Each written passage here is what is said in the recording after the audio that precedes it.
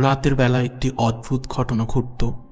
গ্রামবাসীরা প্রায়শই ভোর রাতে তাদের দরজায় টোকা শুনতে পেত। কেউ এসে বলতো, মাছ ধরতে যাবি, চল মাছ ধরতে যাই। এই ডাক শুনে অনেকেই বেরিয়ে আসতো, কিন্তু ফিরে আসতো না। গ্রামবাসীরা বিশ্বাস করত যে এটি একটি মেছো ভূতের কাজ। মেছো ভূত হলো এক ধরনের জলদানব, যা মানুষকে মাছ ধরার লোভ দেখিয়ে পানিতে নিয়ে যায় এবং তাদের ডুবিয়ে মারে। এই ভূতটি রাতে অন্ধকারে তার শিকার খুঁজে বেড়াতো এবং তাদেরকে মাছ ধরার প্রলোভন দেখাতো। একদিন গ্রামের এক সাহসী যুবক, নাম তার করিম, মেছো ভূতের ডাকে সাড়া দেয়।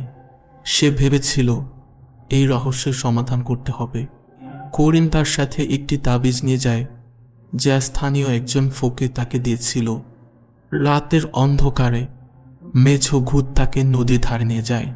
করিম দেখে যে ভূতটি আসলে একটি বিকৃত চেহারার প্রেত, যার হাত পা লম্বা এবং চোখ জ্বলজ্বল করে। যখন মেছো ভূত করিমকে পানিতে টানতে চায়, তখন করিম তাবিজটি বের করে।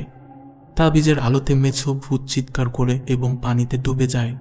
করিম বুঝতে পারে যে মেছো ভূত আসলে একজন মাছুয়া ছিল, যে বহু বছর আগে নদীতে ডুবে মারা গিয়েছিল।